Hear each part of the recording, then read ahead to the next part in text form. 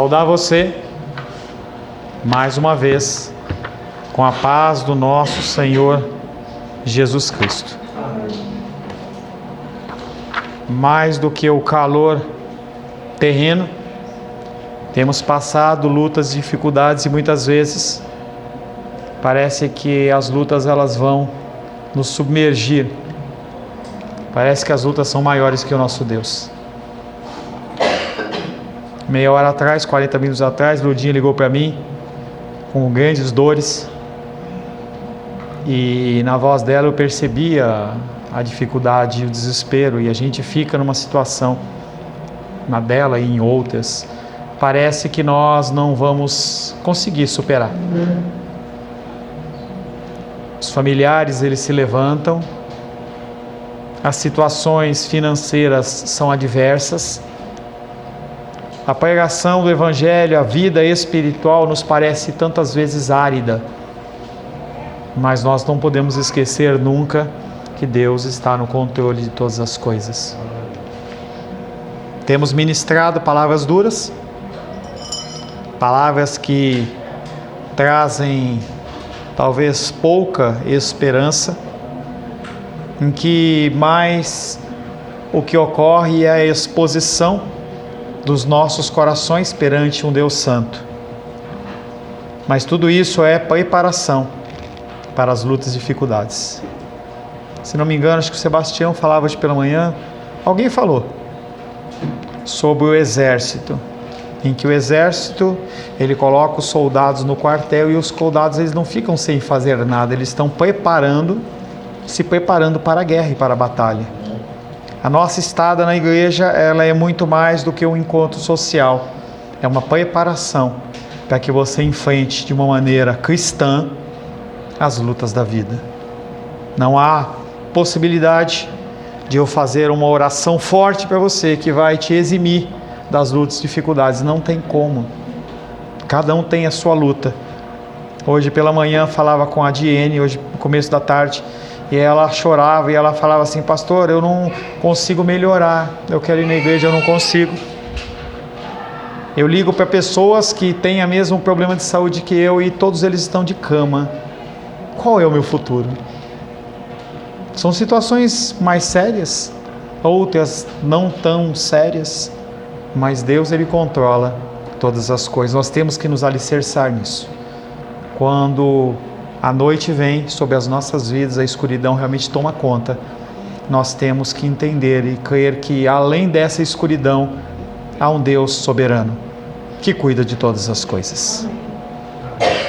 Em nosso último encontro, estivemos meditando sobre o tema Vida Cristã dos Crentes em Cristo, e essa abertura foi exatamente nesse aspecto. Não é fácil você ter uma vida cristã, não é fácil você ser cristão nos dias de hoje. Viver conforme o que cremos é algo não só esperado, mas também exigido. A vida nas mídias sociais tem mascarado a verdadeira face das pessoas. Fotos e vídeos sorrindo, na verdade, divergem em muito o estado de cada coração. Pessoas que aparentemente são felizes carregam uma depressão profunda, esperando a aprovação através de um curtir, através de um clique ou de algum tipo de comentário. O mundo padece e espera a manifestação dos filhos de Deus. O mundo que nós vivemos, ele está caminhando para o fim. Apesar de no final do ano a Rede Globo falar que um dia melhora, não vai melhorar. Pastor, você não me traz ânimo assim. Não, é realidade. A gente vê este mundo ele se deteriorando como um automóvel na praia parado na maresia. Ele vai enferrujando e vai se corroendo. E esse mundo, nessa deterioração, ele aguarda a manifestação minha e sua. A natureza geme, aguardando que nos coloquemos a campo, mostrando a diferença entre os que servem e os que não servem a Deus. A natureza geme, esperando a tua ação. Não é para você entrar na militância do Greenpeace, pode, não há problema, não é pecado nenhum. Mas não é para você ir lá e ficar defendendo as baleias no Pacífico, não é isso. O Senhor, Ele quer que você haja dentro do seu ambiente, que você seja cristão no seu ambiente. E a natureza, ela geme aguardando a sua manifestação. As pessoas gemem porque elas precisam de um farol para os guiar, e nós cantamos: sonda-me, usa-me como um farol. As pessoas, elas precisam disso. Elas andam pelas ruas como zumbis, perdidas, sem saber o que fazer, mesmo com um sorriso no rosto mesmo, mas elas precisam de um farol que os guie. O verso que ficou da semana passada é João capítulo 18, 17, que disse: então a criada encarregada da porta perguntou a Pedro: não és tu um dos discípulos deste homem? Não sou, respondeu ele. Conversava com a Shirley essa semana. Cada vez mais a gente fica decepcionado com Pedro. Aquele homem que parecia o bambambam, aquele que resolvia, a gente tem exposto os podres de Pedro e visto que ele é igual a mim, igual a você.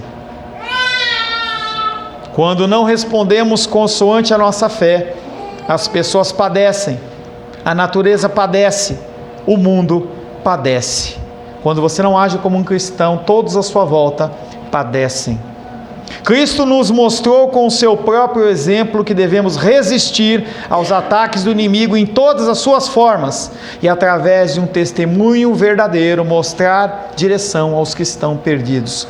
O seu testemunho de vida, o seu modo de falar, o seu modo de agir, o seu jeito de pensar influencia pessoas dentro de um caminho correto. Sem essa luz que irradiamos como cristão, e sim, você irradia mais luz ou menos luz, mas como cristão você irradia uma luz, as trevas nunca irão prevalecer, mas elas vão avançar. Tenha uma certeza, as trevas, elas não vão prevalecer, mas elas vão avançar, e elas vão consumir, e elas vão trazer dor, sofrimento e destruição. E o mundo cada vez mais vai espelhar a destruição que Satanás pretende disseminar. Como diz um antigo hino cristão: avante, pois, e sem parar, o Evangelho a anunciar. Anunciar não só de palavras, mas principalmente com ações concretas que reflitam Cristo nas nossas vidas.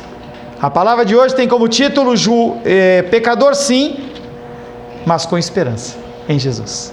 Você é pecador, sim, mas sempre há a esperança em Jesus. E apesar de a história de Pedro não ter terminado, hoje nós temos um fechamento, pelo menos uma premissa de um fechamento que vai ocorrer só lá em João 21, em que há esperança. Quero convidar você, estamos caminhando quase do meio para o fim, Evangelho de João, capítulo 18.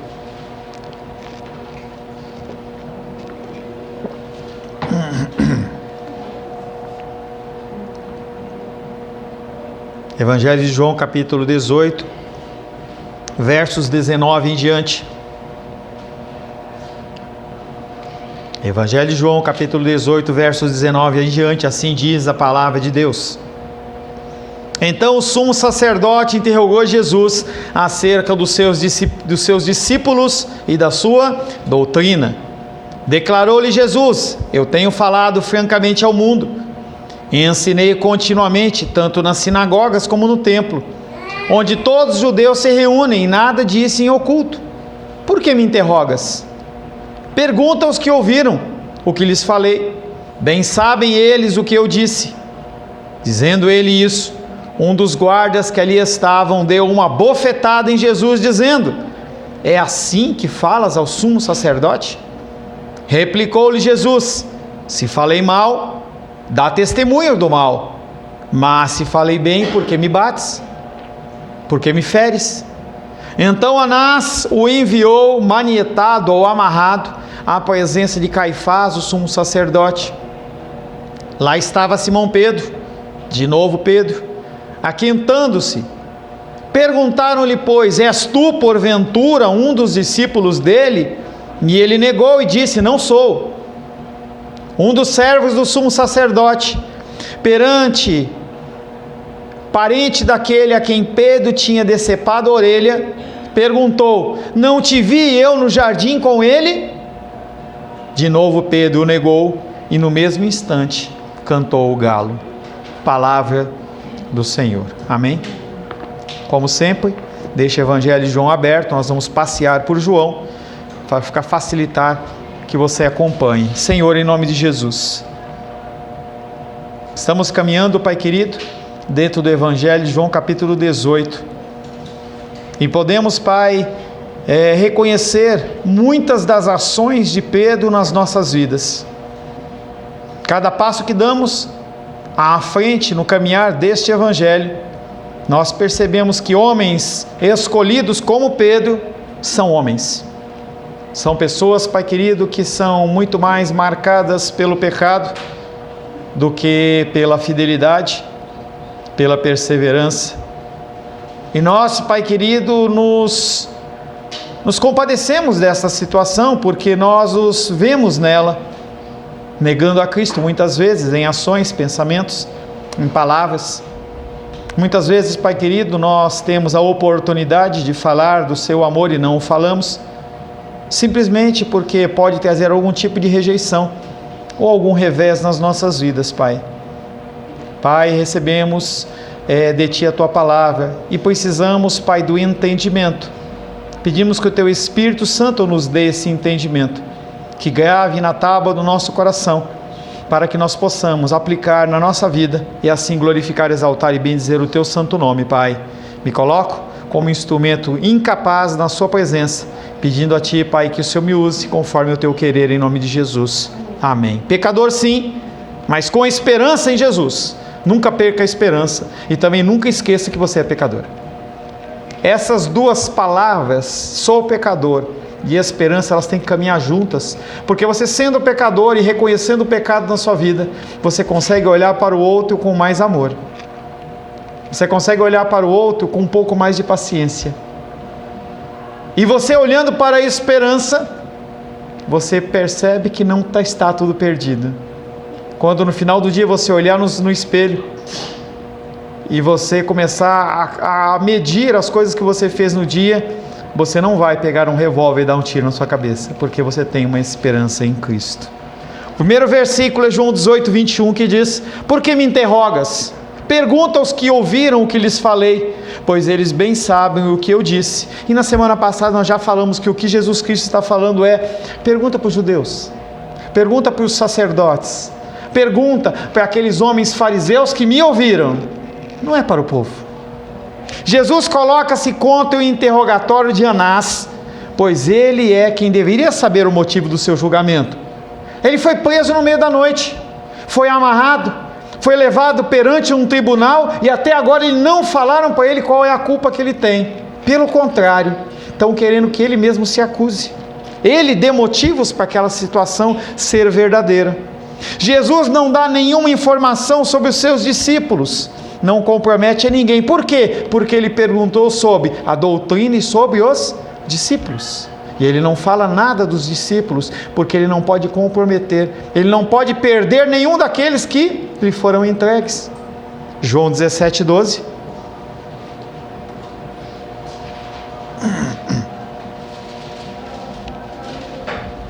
Enquanto eu estava com eles, João 17, 12, eu os guardava no teu nome que me deste, e eu os conservei, e nenhum deles se perdeu, senão o filho da perdição, para que se cumprisse a Escritura. Jesus poderia ter falado: olha, meu discípulo, tem um lá fora, Pedro, está lá do lado da fogueira, tem outro, aqui ó, pertinho de mim, João, traz eles para cá. E aqueles homens iam ser presos, e provavelmente Jesus Cristo ia ser crucificado no meio, Pedro de um lado e João do outro, mas ele protegeu os seus discípulos. Quanto à sua doutrina, aponta para os que o ouviram. Isso não quer dizer que Jesus nunca falou nada em particular com seus discípulos. Quer dizer que o que ele falou em particular com os seus discípulos é o mesmo que ele falou em público. Cabe às autoridades abrir o processo contra ele, se assim quiserem, se assim tiverem motivação. Mas como nós já vimos, a decisão já foi tomada. Ele vai ser morto. O procedimento adequado, em especial naquela época, era interrogar as testemunhas e não o réu. A gente vê nos tribunais dos filmes, eu nunca tive esse privilégio, mas a gente vê que o réu está lá sentadinho e ele é o último a falar. O juiz pergunta para ele se ele se declara inocente ou culpado, mas encerra ali. Se ele não for para testemunhar ali, ele fica quietinho. E é o que a gente vê nos filmes. Depois você pode perguntar para a doutora Sheila, ela vai te dizer se realmente é assim. Mas naquela época, se faziam primeiro a averiguação das testemunhas de defesa, depois as de ataque, para então, se fosse o caso, ouvir o réu. E aí a coisa está toda bagunçada. Aí está a frustração do mundo. Eles querem tratar Jesus como réu, mas ele não reconhece a autoridade desse tribunal. Diante desse Jesus, Jesus não tem que se defender, não tem que se justificar ou dar qualquer tipo de razão. Esse tribunal, ele está fora dos padrões, inclusive das Escrituras. São eles que têm que ir a ele. Eles têm que conhecê-lo, aproximar-se da luz, que é evidente. A luz em Cristo, ela é clara. As pessoas que se aproximam dele viam algo diferente, embora na realidade que eles vivam estejam incapacitados para isso, e não tem muito a ver com também, não tem tanto a ver com a soberania, mas tem a ver com eles estarem advogando segundo os desejos dos seus corações. Eles não querem ver nada mais além das suas necessidades. Nessa condição, não reconhecem Jesus como Salvador, mas como uma ameaça. Por isso que tratam ele com violência. Quando Jesus responde duramente ao sumo sacerdote, João 18, 22, a essas palavras, um dos guardas que ali estavam deu um tapa em Jesus, dizendo: é assim que respondes ao sumo sacerdote? Provavelmente não teve nenhum intervalo. Quando Jesus acabou de proferir essa palavra, pá!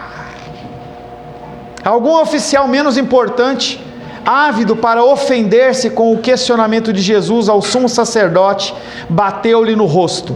E a palavra grega que é explicitada aí é um golpe forte com a palma da mão. Ele tomou uma bofetada. Ficou a marca dos 5 dedos na cara de Jesus, se assim fosse possível. Guarda é o termo que se refere à existência de uma autoridade e uma submissão a ela. Segundo esse indivíduo, ao chefe não se pode contradizer em nada, com ele não se deve proceder diálogo, mas uma obediência cega. Aquele guarda olha para aquela situação e fala: quem é esse para questionar esse que é o ungidão?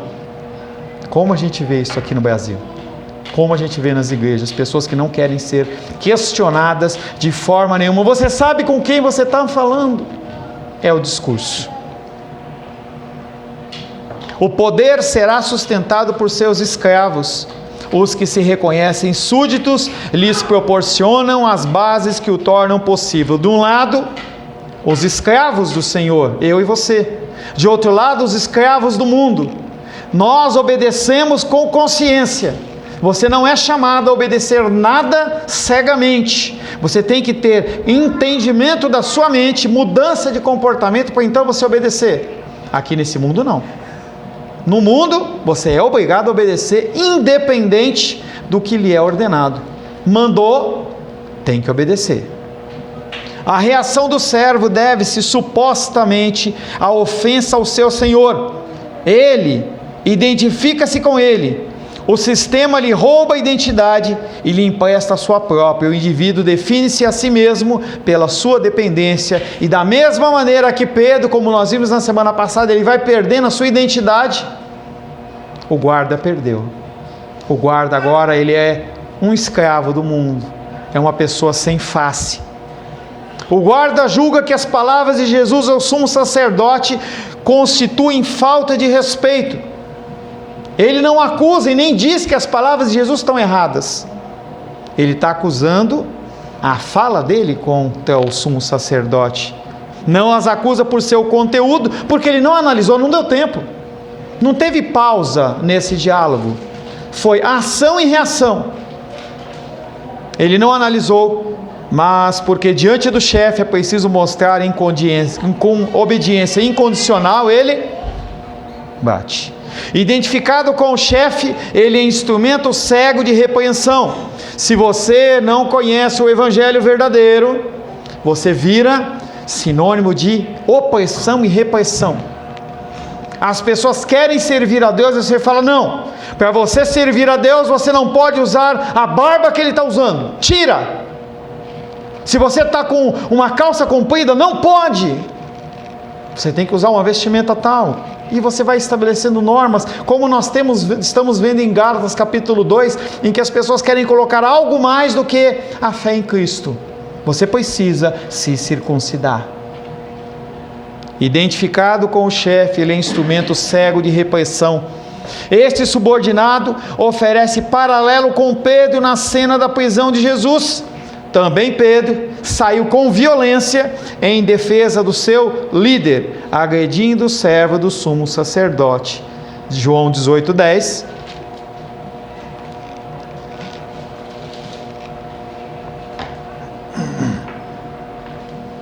João 18:10. Então Simão Pedro, que tinha uma espada, desembainhou-a e feriu o servo do sumo sacerdote, cortando-lhe a orelha direita. O nome do seu servo era Malco. Em ambos os casos, a violência obedece o instinto da submissão a um chefe. A ação daquele guarda com Jesus é a mesma ação de Pedro com o sacerdote, com o servo do sumo sacerdote. A dificuldade é que Jesus Cristo não é como Anás. Jesus não quer uma obediência em algo que ele não pediu. Ele não precisa que os súditos dele defendam. Pelo contrário, ele sabe o que ele tem que fazer e ele tem que morrer. Morrer por eles, morrer por mim e morrer por você. Pedro, mais uma vez, ele aparece dentro desse cenário, agora comparado com mais uma pessoa ímpia. João 18:36. Um versículo que nós vamos meditar mais à frente. O meu reino não é deste mundo. Se o meu reino fosse desse mundo, pelejariam os meus servos para que eu não fosse entregue aos judeus. Entretanto, o meu reino não é daqui. Toda essa informação é adicionada com o fim de nos informar quão furioso é o inimigo, quão tirânico é o seu governo. Eles se sentam como juízes, mas são bestas ferozes que querem devorar as pessoas. A palavra de Deus diz que pega-se as ovelhas e escalpela elas, tira toda a lã, tira tudo dela, e não cuida dela, não alimenta ela, não dá água a ela, não age como um bom pastor. João 18:23. Após Jesus receber o tapa, também não há pausa nesse diálogo, e Jesus responde: se eu falei mal, mostrem que. E ele não está falando com o sumo sacerdote nem com o sinédrio, ele está falando com aquele guarda. Jesus respondeu: se eu falei mal, mostrem que, mas se falei bem, por que me bates? Eu acho que isso aí é uma observação minha. Aquele homem, ao receber essa reprimenda de Jesus, ele saiu do cenário. Porque se Jesus fala, eu sou, 1000 soldados caem ao chão, Jesus dá uma resposta direta desse para alguém que o agrediu. Eu fico imaginando aquele homem, ele deve ter tido no mínimo uma dor de barriga bem brava. Jesus não recua. Se a sua resposta ao sumo sacerdote era ilegal ou inadequada, então deveriam acusá-lo, para que quando a causa fosse julgada, ele fosse punido conforme a ofensa que ele praticou. Jesus não está se eximindo do julgamento. Ele está falando, se eu estou errado, me fala no que? Me julga no que eu estou errado. Mas se eu não estou errado, por que você está me batendo? Jesus dirige-se ao guarda, consciente da sua resposta, ele pede que as analise sem preconceitos. Jesus dá uma oportunidade para aquele guarda, fala assim, você sabe o que você fez? Por que você fez isso? Quem mandou você fazer isso? Qual a sua motivação? Ele está tentando fazer aquele guarda compreender a sua irracionalidade e entender que a liberdade é possível, mas é fora desse sistema. O que ele está falando para o guarda é, você tem direito a ter uma opinião. João 7:31.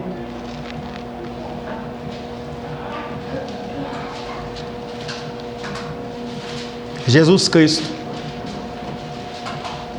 estava pregando,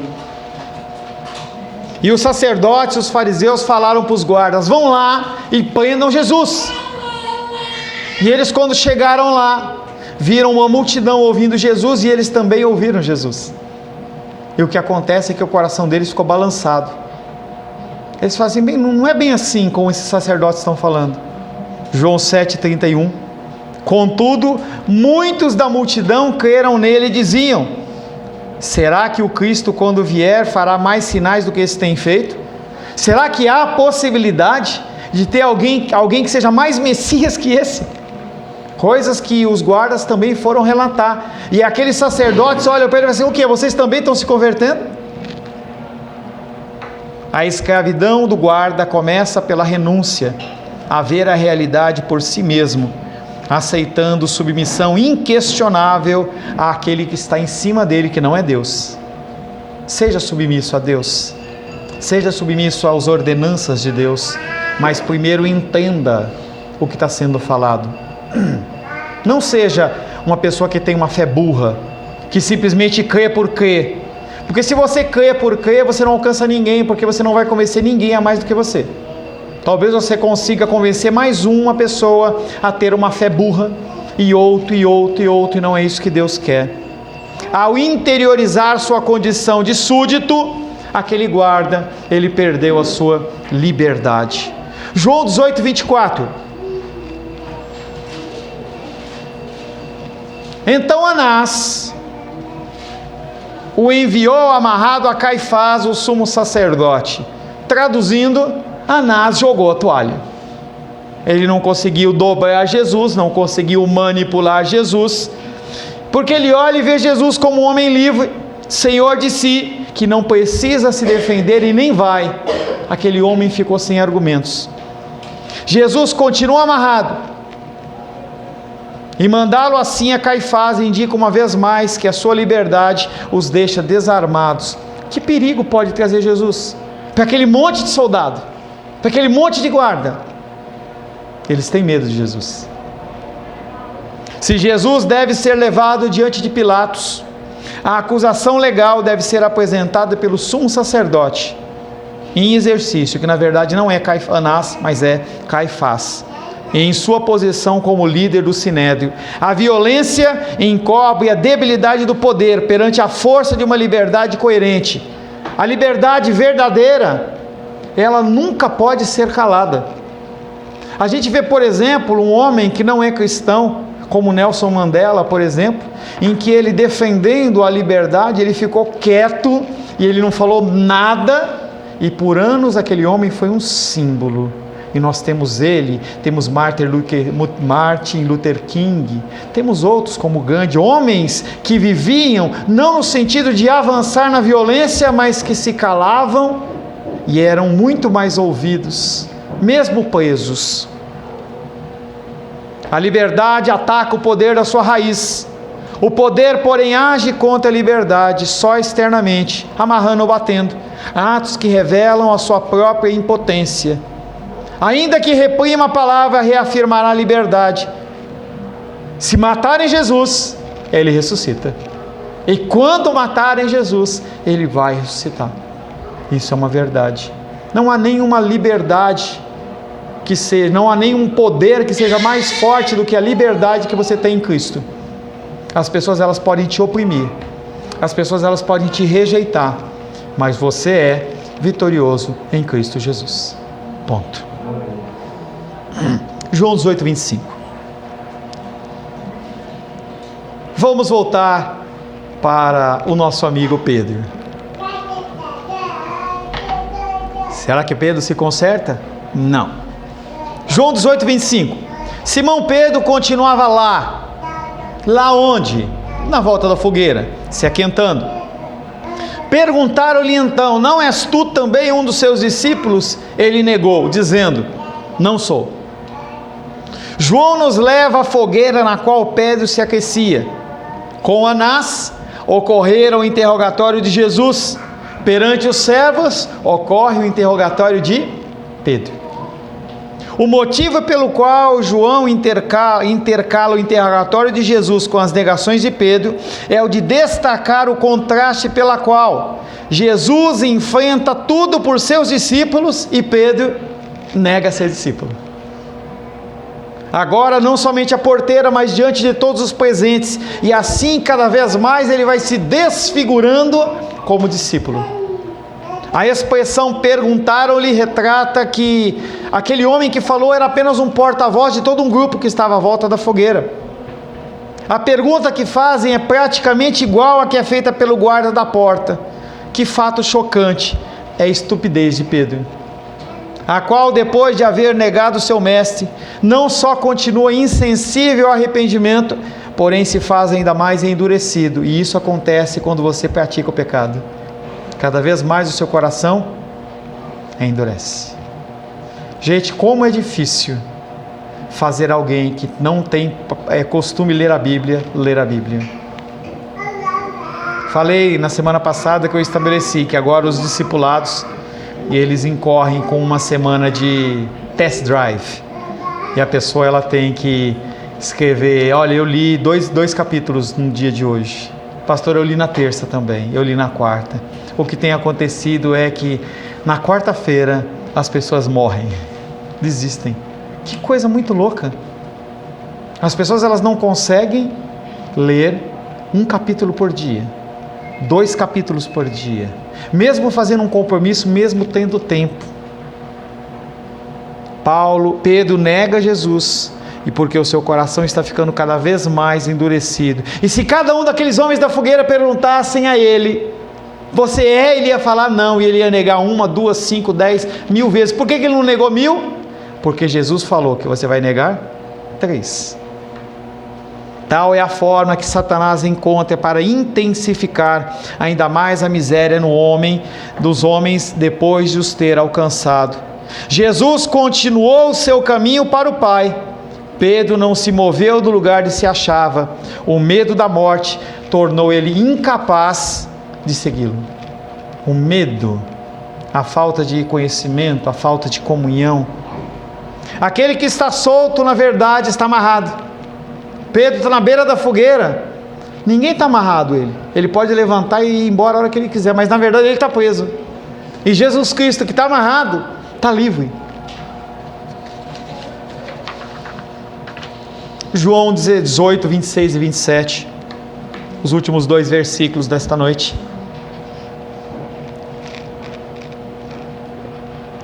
João 18, 26 e 27 diz o seguinte: um dos servos do sumo sacerdote, parente daquele a quem Pedro tinha cortado a orelha, disse-lhe: não te vi eu no jardim com ele? De novo Pedro o negou, e nesse instante, cocoricó, e não é o frango assado, cocoricó, cantou o galo. A cena de violência contra o representante do sumo sacerdote volta à tona por alguém que fora testemunha desse ato de violência. Que ato? João 18, 10, mais uma vez. Então Simão Pedro puxou da espada que trazia e feriu o servo do sumo sacerdote, cortando-lhe a orelha direita, e o nome do servo era Malco. Quem que estava ali junto? O parente de Malco, e viu tudo isso.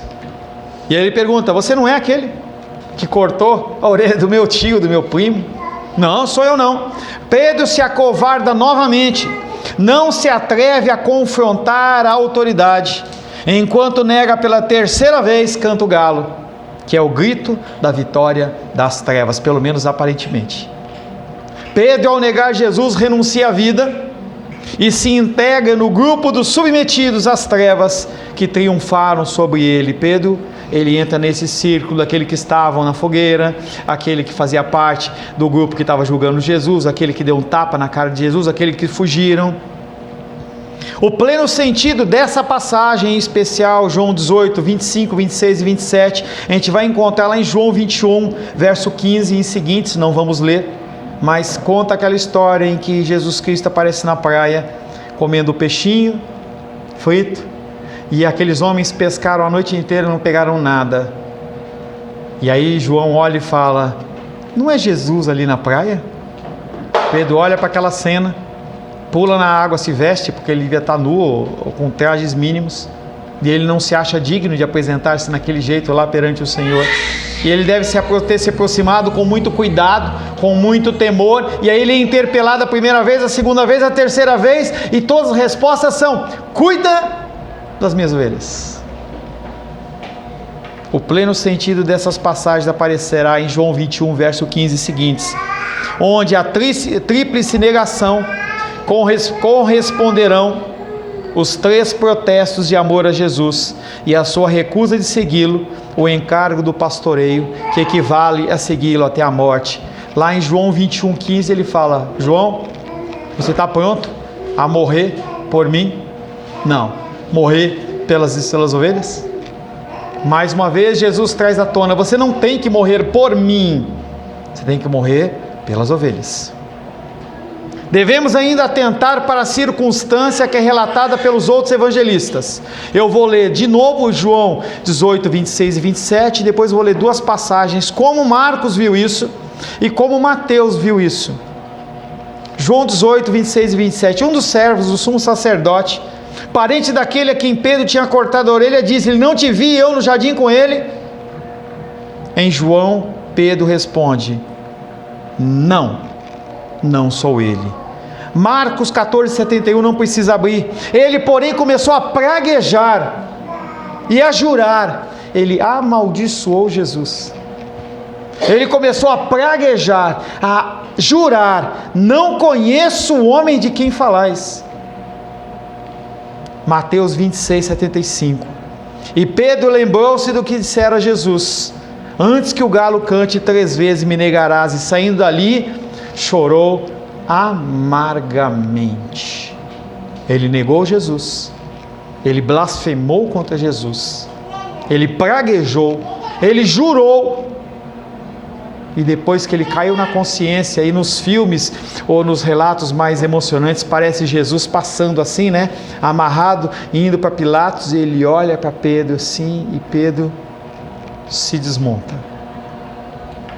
Assim sucede a tantas pessoas nesses dias, talvez da qual eu e você façamos parte.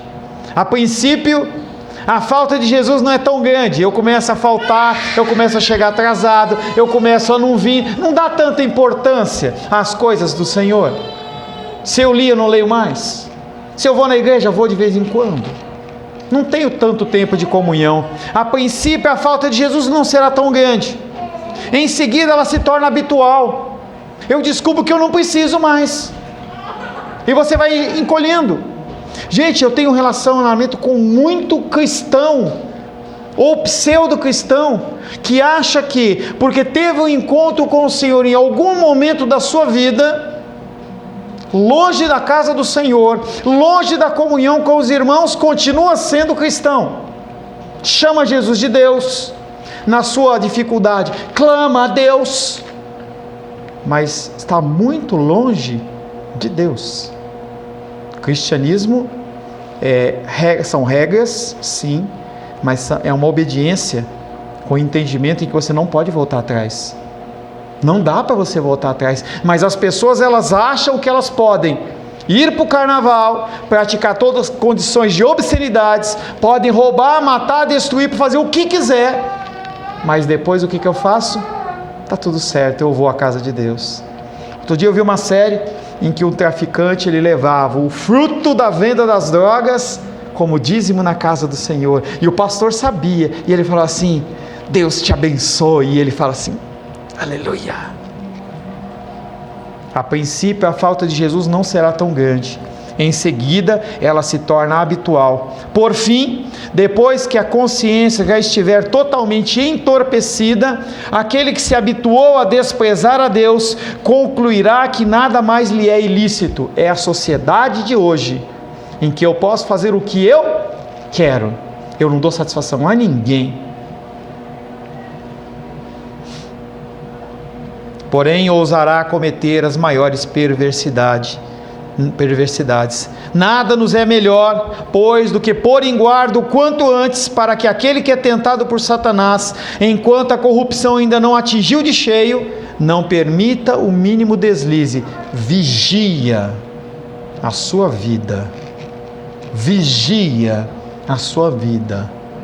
Pode ser palavras, pensamentos, ações, desobediências, compromissos com o Senhor. Vigia. Cada passo que você dá em direção às trevas, fica mais difícil de você voltar e ver a luz. Sua negação do mestre foi bastante séria. O que Pedro fez foi bastante sério. Mas também devemos estimar a graça que o perdoou, e nós vamos ver isso mais à frente, e o restaurou à comunhão e ao serviço. Pedro foi vencido momentaneamente, mas não acabou aí a sua história. A sua história, ela não acaba no pecado. A sua história não acaba no tombo que você recebe, que você cai. O seu joelho ralado, você prostrado no chão. A história não acaba aí. Mateus 16, 18.